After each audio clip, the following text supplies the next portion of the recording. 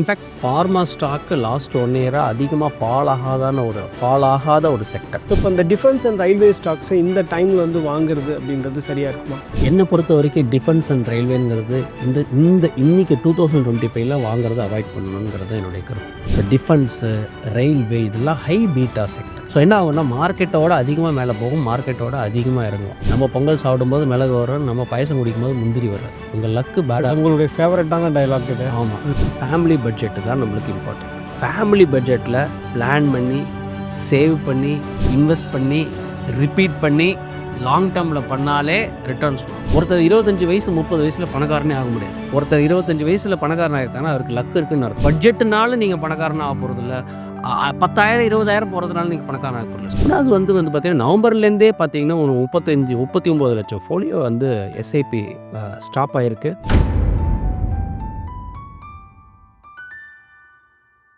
இப்போ நீங்கள் பார்த்துட்டு இருக்கக்கூடிய இந்த video by and sell recommendation video கிடையாது, ஒரு எஜுகேஷனல் பர்பஸஸ்க்கான வீடியோ. வணக்கம் சார். வணக்கம் ஸ்டீஃபன். பட்ஜெட் அன்னைக்கும் வந்து மார்க்கெட் இருக்க போகுது. பட்ஜெட்டுக்கு முன்னாடியே வந்து மார்க்கெட்டில் இன்வெஸ்ட் பண்ணுறது, அதே மாதிரி பட்ஜெட் முடிஞ்சதுக்கு பிறகு ஒரு பெரிய ஹைப் அப்படின்றது இருக்கும். ஸ்டாக் மார்க்கெட்டில் இந்த செக்டர்ஸுக்கு ரொம்ப முக்கியத்துவம் வந்து பட்ஜெட்டில் கொடுத்துருக்காங்க, அதனால் இந்த ஸ்டாக்ஸ்லாம் வந்து நல்லா பெர்ஃபார்ம் பண்ண போகுது இனி வரக்கூடிய நாட்களில் அப்படின்னு பெரிய வந்து ஒரு ஹைப் அப்படின்றது இருக்கும். ஸோ இப்போ இந்த மாதிரியான நேரங்களில் வந்து சந்தையில் போய் முதலீடு பண்ணுறது அப்படின்றது ஒரு நல்ல ஒரு மூவாக இருக்குமா sir? Central budget is always over rated. Family budget வந்து அண்டர் ரேட்.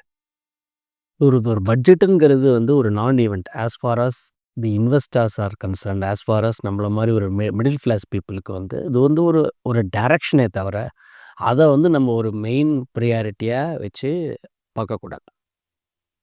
பட்ஜெட்டில் என்ன மாதிரி டைரக்ஷன் கொடுக்குறோம், மூணு விஷயம் நம்ம எப்பயுமே பட்ஜெட்டில் பார்க்கணும். என்ன எக்ஸ்பெண்டிச்சர், என்ன வருமானம் வரப்போகுது, அப்புறம் என்ன செலவு பண்ண போகிறாங்க அதை பார்க்கணும். அதுக்கப்புறமா எந்தெந்த துறைகளில் எந்தெந்த இடத்துல வந்து கவர்மெண்ட் வந்து போய் முதலீடு பண்ண போகிறாங்க, அதனால நம்மளுக்கு வேலை வாய்ப்புகள் எப்படி உருவாக போகுது, அதுதான் நம்மளுக்கு இம்பார்ட்டண்ட்டே தவிர இந்த பட்ஜெட் மூலமாக எதில் இன்வெஸ்ட் பண்ணலாம், முன்னாடி இன்வெஸ்ட் பண்ணலாமா பின்னாடி இன்வெஸ்ட் பண்ணலாமா, அதெல்லாம் it is of no relevance to இன்வெஸ்ட்மெண்ட்ஸுங்கிறது என்னுடைய கருத்து. சார், இப்போ பட்ஜெட்டுன்றது ஒரு நான் ஈவெண்ட்டாக சொல்கிறீங்க. இப்போ பட்ஜெட் வந்து எந்த ஒரு தாக்கத்தையும் ஸ்டாக் மார்க்கெட்டில் ஏற்படுத்தாதுன்றீங்களா? ஏன்னா ஆல்ரெடி மார்க்கெட் வந்து ஒரு டவுன் ட்ரெண்டில் இருக்குல்ல. மார்க்கெட் டவுன் ட்ரெண்டில் இருக்கிறதுங்கிறதுக்கு வேரியஸ் ரீசன்ஸ் இருக்குது. பட்ஜெட்டு ஒரு ஈவெண்ட் இப்போ வரப்போகுது, அடுத்தது டெல்லி எலெக்ஷன்ஸ் வரப்போகுது. அது ஆல்ரெடி வந்து ட்ரம்ப் அங்கே வின் பண்ணதுனால டாலர் அப்ரிசியேஷன் இருக்குது. எப்பயுமே இந்த மாதிரி நியூஸ் அண்ட் ஈவெண்ட்ஸ் இருந்துக்கிட்டே இருக்கும் மார்க்கெட்டில். So stock market is the combination of all the news and events. அது டெய்லி டே டு டே பேசிஸில் ரியாக்ட் பண்ணிகிட்டு இருக்கும். இன்வெஸ்டிங்கை பொறுத்த வரைக்கும் ஏன் நம்ம வந்து இதை ஒரு பெரிய ஈவெண்ட்டாக எடுத்துகிட்டு நம்ம வாங்கிறது விற்கிறது, ஏன்னா இது ட்ரேடர்ஸ்க்கு பொருந்தும், டே ட்ரேடர்ஸ்க்கு பொருந்தும், ட்ரேடிங் பண்ணுறவங்களுக்கு பொருந்தும். ஒரு இன்வெஸ்டர்ஸுக்கு இது 1 நாள் 2 நாள் ஈவெண்ட்டில் நீங்கள் வாங்கி ஒரு ஸ்டாக்கை வாங்குறதுனால ஒரு 2,000 10,000 15,000 1,00,000 வாங்குறதுனால நீங்கள் பணக்காரன் ஆகிட போகிறீங்க, ஆக போகிறது இல்லை. வெல்த் கிரியேஷன் என்ன, ஒரு டைரக்ஷன் தெரிஞ்சுட்டு ஒரு நீண்ட காலத்துக்கு இன்வெஸ்ட் பண்ணி அது சரியான முதலீடு பண்ணால் தான் நீங்கள் பணக்காரன் ஆக முடியும். 2வது பாயிண்ட் என்னென்னா, ஒரு வெதரை ப்ரெடிக்ட் பண்ண முடியாது. நாளைக்கு மழை பெய்யுமானா நீங்கள் எனக்கு ஆன்சர் பண்ண முடியாது, இல்லை நான் உங்களுக்கு சொல்ல முடியாது. பட் சீசனை ப்ரிடிக்ட் பண்ண முடியும். மே மாதம்னா மாங்காய் வரும், டிசம்பர் மாதம்னா கொஞ்சம் குளிரும், இந்த மாதிரி ஓரளவுக்கு சீசனை ப்ரெடிக்ட் பண்ண முடியும். ஸோ லாங் டேர்ம் இன்வெஸ்ட்மெண்ட்ஸுக்கு என்ன மாதிரி முதலீடு பண்ணலாம், அதுக்கு என்ன இந்த பட்ஜெட்டில் நம்மளுக்கு டைரக்ஷன் கொடுக்குறாங்க அப்படிங்கிறத வச்சு வேணால் நம்ம முடிவெடுக்கலாம். இந்த ஒரு நாள் ஈவெண்ட்டு, ஒரு வாரத்துக்கு முன்னாடி வாங்குறது, 10 நாளைக்கு முன்னாடி வாங்குறது, இதிலெல்லாம் ஒரு பெரிய உடன்பாடு இல்லை. இதனால நீங்கள் பணக்காரன் ஆக போகிறதில்லை. It is a fallacy to believe that one day or one time investments will make you wealthy. No, it would not be. Sir, இப்போ இது வந்து ஒரு 1 டே ஈவெண்ட்டாக இருந்தாலும் கூட ஒரு 1 இயருக்கான ஒரு ஃபுல் பட்ஜெட் தான் வந்து கவர்மெண்ட் தாக்கல் செய்ய போகிறாங்க. கவர்மெண்ட்டுடைய மூவ் என்னவா இருக்க போகுது, எங்கெங்கெல்லாம் அவங்க அந்த பணத்தை செலவிட போகிறாங்க அப்படின்ற ஒரு தகவலாம் நமக்கு அன்றைக்கி கிடைக்க போகுது. இப்போ நம்ம விசாரிக்கும் போது என்ன சொல்கிறாங்கன்னா, இன்ஃப்ராஸ்ட்ரக்சரில் கவர்மெண்ட் வந்து அதிகமாக கவனம் செலுத்த போகிறாங்க. குறிப்பாக வந்து ரோடு, ரயில்வே அண்ட் ஏர்போர்ட்டில் வந்து நிறைய இன்வெஸ்ட்மெண்ட்ஸ் வந்து இருக்கும், பப்ளிக் பார்ட்னர்ஷிப்போடையும் சில இன்வெஸ்ட்மெண்ட்ஸ் இருக்கும் அப்படின்னு சொல்கிறாங்க. ஸோ இப்போ உங்களுடைய பார்வையில் இன்ஃப்ராஸ்ட்ரக்சர் மாதிரி என்னென்ன செக்டர்ஸுக்கு அதிகமான முக்கியத்துவம் கொடுப்பதற்கான வாய்ப்பு இருக்கதா நினைக்கிறீங்க? இவி வெஹிக்கிள்ஸ்,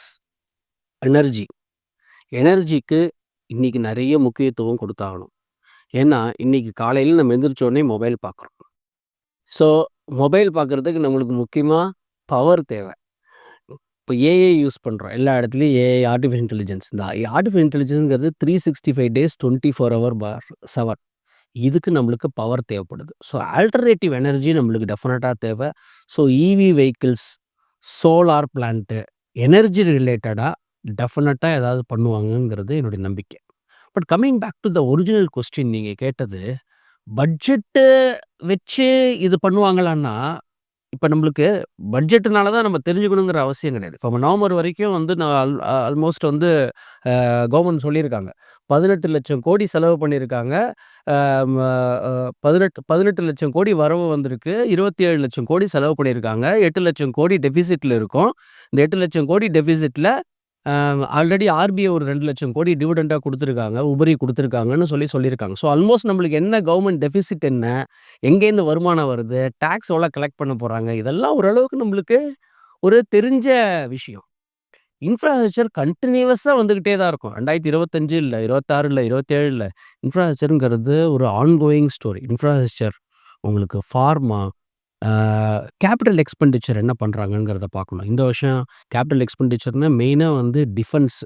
ஸோ டிஃபென்ஸ் அதே மாதிரி வச்சிருக்காங்களா? யூசுவலா 1-2% ஸ்பெண்ட் பண்ணுவாங்க. ஸோ இந்த வருஷம் எப்படி பண்ண போறாங்கங்கிறத பார்க்கணும். டிஃபென்ஸு. இதுதான் மெயினான ஒரு இதா பார்க்க வேண்டியது. எனர்ஜிக்கு இந்த வருஷம் கொஞ்சம் நெறைய ஃபோக்கஸ் பண்ணுவாங்கன்னு தெரியுது. எஸ்பெஷலி ஈவி வெஹிக்கிள்ஸுக்கு பண்ணுவாங்கன்னு தோணுது. Maybe GST uh uh on the EV வெஹிக்கிள்ஸுக்கு ஏதாவது பண்ணலாங்கிற ஒரு ஒரு நம்பிக்கை எல்லாருக்கும் இருக்கு. பட் இது பொறுத்து இருந்து தான் பார்க்கணும். It's all anybody's opinion. இப்ப மேக் இன் இண்டியா வந்து கொண்டு வந்தபோது, மேக் இன் இண்டியா திட்டத்தின் கீழ நெறைய மானியங்கள்லாம் குடுத்தாங்க. அ நெறைய ப்ராடக்ட்ஸுமே வந்து இந்தியாவிலே தயாரிக்கணுன்ற ஒரு எண்ணம் வந்து நெறைய எம்எஸ்எம்இ செக்டர்ல இயங்கக்கூடிய தொழிலதிபர்களுக்கு, இல்ல வந்து அதில பிசினஸ் பண்றவங்களுக்கு இருந்தது. அதே மாதிரி இப்ப வந்து ஏஐ டெக்னாலஜி அப்படின்றது இன்னைக்கு உலகம் முழுவதும் பேசக்கூடிய ஒரு பொருளா இருக்கு. இன்னைக்கு அத வைத்து தான் வந்து டிஜிட்டல்ல ஒரு பெரிய டிபேட்டே நடக்குது அப்படின்றப்ப, டிஜிட்டல் இன்ஃப்ராஸ்ட்ரக்சருக்கும் அதிகமான முக்கியத்துவம் குடுப்பாங்களா? இது மாரி ஏஐ ப்ரோமோட் பண்றதுக்கு, அது தொடர்பான ஆராய்ச்சிய பண்றதுக்கு வாய்ப்புகள்லாம் வந்து கவர்மெண்ட் குடுக்கும்னு நினைக்கிறீங்களா? ஸோ ஃபின்டெக் ரிலேட்டடா குடுக்கறதுக்கு நெறைய வாய்ப்பு இருக்கு. டிஜிட்டல் ரிலேட்டடா குடுக்கறதுக்கு நெறைய வாய்ப்பு இருக்கு. இன்ஃபாக்ட் நீங்க ஸ்பெசிஃபிக்கா ஈவியே முன்னாடி நீங்க கேட்டதுனால, ஸோ எஃப்ஏஎம்இ அப்படின்னு ஒண்ணு சொன்னாங்க. Faster adaptation of hybrid EV வெஹிக்கிள்ஸ்ன்னு சொல்லிட்டு. அது அது வழியா நெறைய சப்சிடி, மானியம் எல்லாம் குடுத்தாங்க. அது ஃபேம் 1, ஃபேம் 2ன்னு சொன்னாங்க. அதுக்கப்புறமா அது ஜூலை 2024ஓட முடிஞ்சு போச்சு. அதுக்கப்புறம் நான் புது கவர்மெண்ட் ஃபார்ம் ஆனதுனால. ஸோ இந்த பட்ஜெட்ல அந்த மாதிரி ஏதாவது ஈவி வெஹிக்கிள்ஸ்க்கு அனௌன்ஸ் பண்றாங்களாங்கிறத பார்க்கணும். ஏஐ ரிலேட்டடா பண்றதுக்கு என்ன பண்றாங்கங்கிறத நம்ம பொறுத்து இருந்து தான் பார்க்கணும். இதெல்லாம் it's anybody's guess and anybody's opinion. At this point of time infrastructure கண்டிப்பா பண்ணுவாங்க. எனர்ஜிக்கு கண்டிப்பா பண்ணியாகணும். ஃபின்டெக் ரிலேட்டடா பண்ணலாம். ஏஐ ரிலேட்டடா என்ன மாதிரி கொண்டு வரப்போறாங்கன்னு தெரியல. இட்ஸ் ஆல் வெரி ஓப்பன் இது சஜஷன்ஸ். பார்க்கலாம் எப்படி போகுது. ஏன்னா ஃபுல் பட்ஜெட் இந்த தடவ பிரசன்ட் பண்ணும்போது, இந்த தடவ எல்லாம் எதிர்பார்ப்போட இருக்கோம் நம்ம. அதே மாரி இன்னொரு எதிர்பார்ப்பு என்னன்னா சார், இப்ப ஃபார்மால வந்து பார்த்தோம் அப்படின்னா, ஃபார்மால நெறைய லைஃப் சேவிங் ட்ரக்ஸ் இருக்குல்ல. அதுக்கெல்லாம் வந்து ஜிஎஸ்டிய ரிமூவ் பண்ணலாம் அப்படின்ற மாரியான ஒரு தகவல்லாம் சொல்றாங்க. எனிவே அது வந்து ஜிஎஸ்டி கவுன்சில் மீட்டிங்ல தான் அந்த முடிவுகள்லாம் எடுக்கணும். இருந்தாலும் கவர்மெண்ட்டுக்கு அப்படி ஒரு இன்ட்ரெஸ்ட் இருக்கு. அதோடைய இம்போர்ட் டியூட்டிய வந்து ரிலாக்ஸ் பண்றது. இந்த மாரி பண்ணும்போது, இந்த மாரி கேன்சர் மாதிரியான நோய்களுக்கு அந்த ட்ரக்ஸ் வந்து நெறைய பேர் வந்து வாங்குவாங்க. ஸோ, அப்போ வந்து அது மக்களுக்கு சேவை ஆற்றக்கூடிய வகையிலயும் இருக்கும். இன்னொரு வகையில பார்க்கும்போது, அதோடைய டிமாண்டும் வந்து இன்க்ரீஸ் ஆகும் அப்படின்ற மாரியான ஒரு தகவல் சொல்றாங்க. ஸோ, ஃபார்மா ஸ்டாக்ஸுமே வந்து இப்ப நல்லா பெர்ஃபார்ம் பண்றதுக்கான வாய்ப்பு இருக்கு. பட்ஜெட்டுக்கு பிறகு அப்படின்ற ஒரு தகவலுமே இருக்கு. இன்ஃபாக்ட் ஃபார்மா ஸ்டாக் லாஸ்ட் 1 இயரா அதிகமா ஃபால் ஆகாத ஒரு செக்டர். இன்ஃபாக்ட் நம்ம நெறைய பெரிய வீழ்ச்சிய நம்ம பார்த்தோம் பங்குச் சந்தையில. ஆல்மோஸ்ட் மிட் கேப், ஸ்மால் கேப்லாம் ஒரு 15, 18, 20% ஃபால் ஆச்சு ஆக்சுவலா. டிஃபென்ஸ் ஸ்டாக்ஸ் எல்லாம் ஒரு 25% கிட்ட ஃபால் ஆயிருக்கு. எனர்ஜி ஸ்டாக்ஸ் எல்லாம் ஒரு 20% ஃபால் ஆயிருக்கு. ஃபார்மா செக்டர் அந்த அளவுக்கு ஃபால் ஆகவே இல்ல.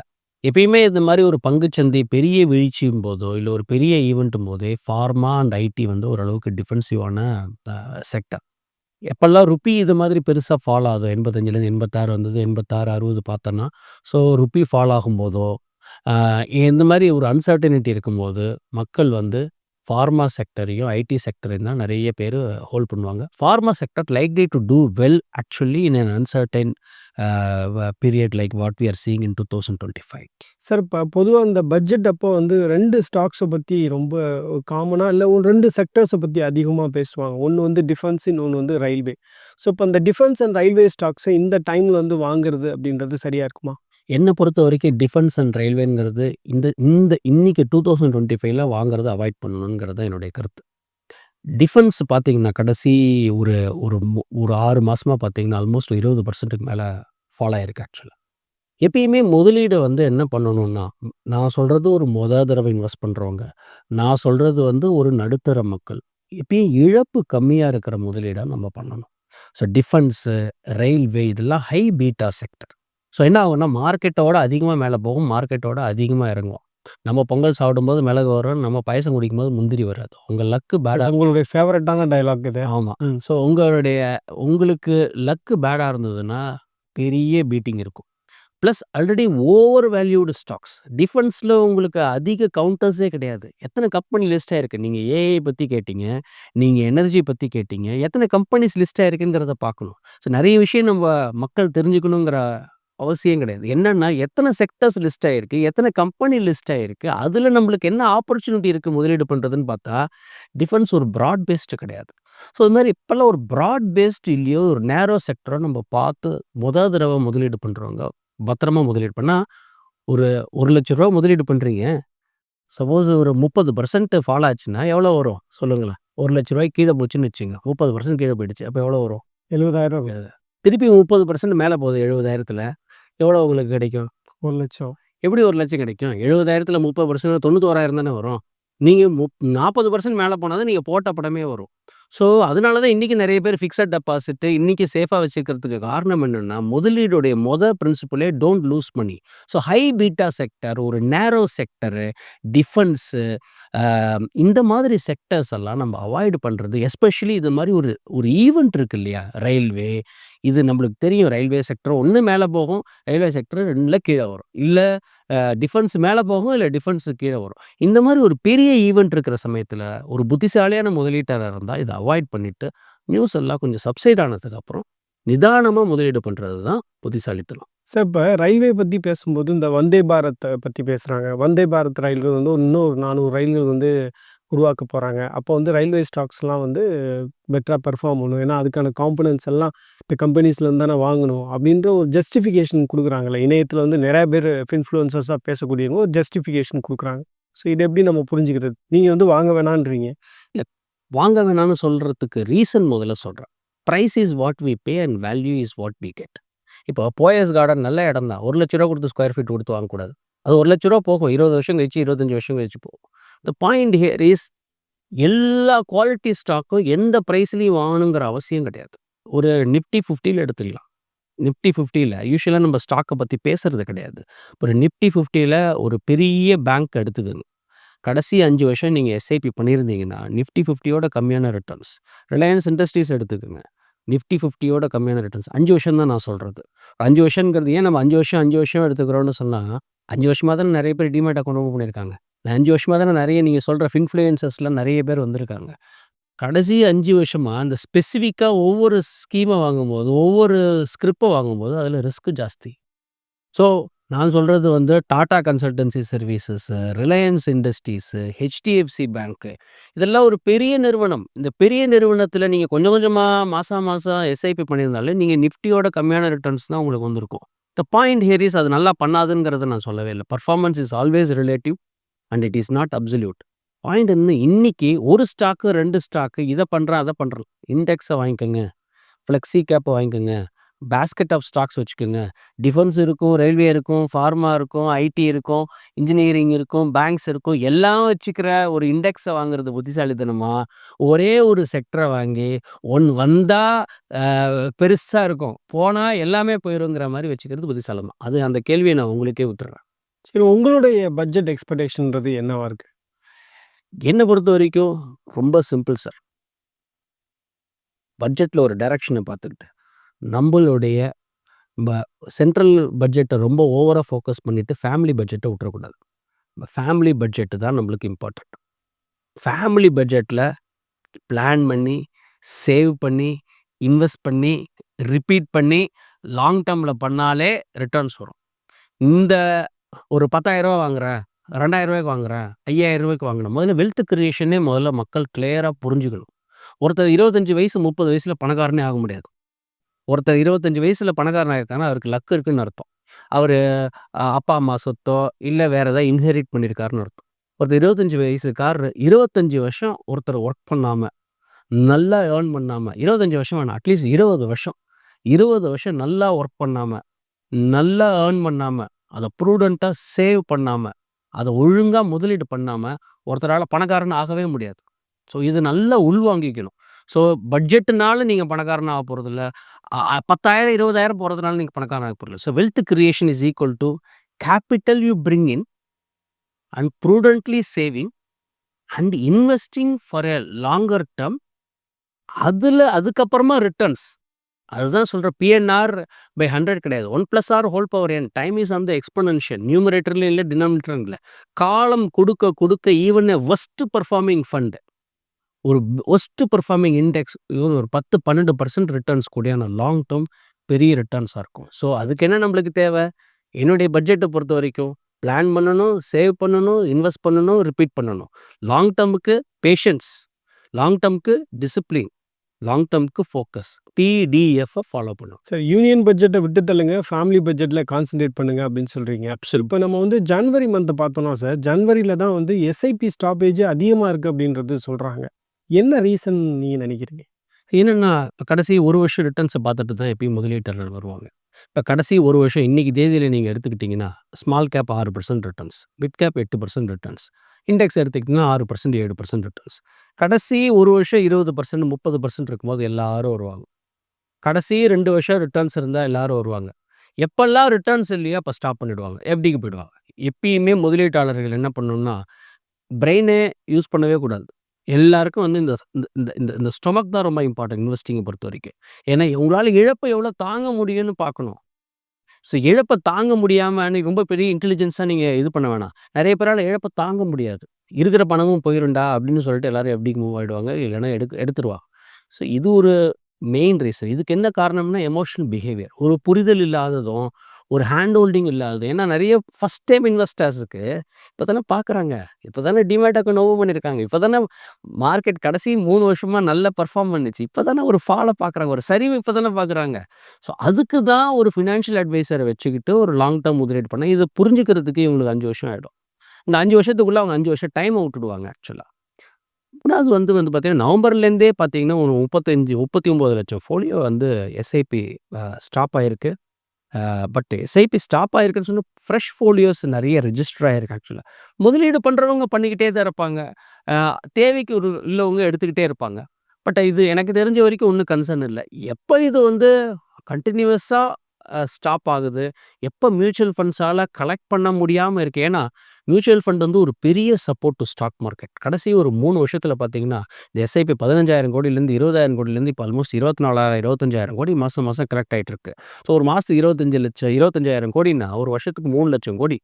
இது ஸ்டாப்பேஜ் இபேஜில் ஒரு 1 லட்சம் கோடி பண்ண கோடி 2 லட்சம் கோடி ரூபா ஸ்டாக் மார்க்கெட்டுக்கு மியூச்சுவல் ஃபண்ட்ஸ் இன்வெஸ்ட் பண்ணுறாங்க. அது வந்து ஒரு பெரிய ஒரு வரப்பிரசாதம். ப்ளஸ் கவர்மெண்ட் வந்து அந்த இபிஎஃப்ஓலையோ இஎஸ்ஐ அவங்க ஃபண்ட்ஸ் ஆல்மோஸ்ட் ஒரு 1 lakh crore வருஷம் இன்வெஸ்ட் பண்ணணும்னு ஒரு மேண்டேட் வச்சுருக்காங்க.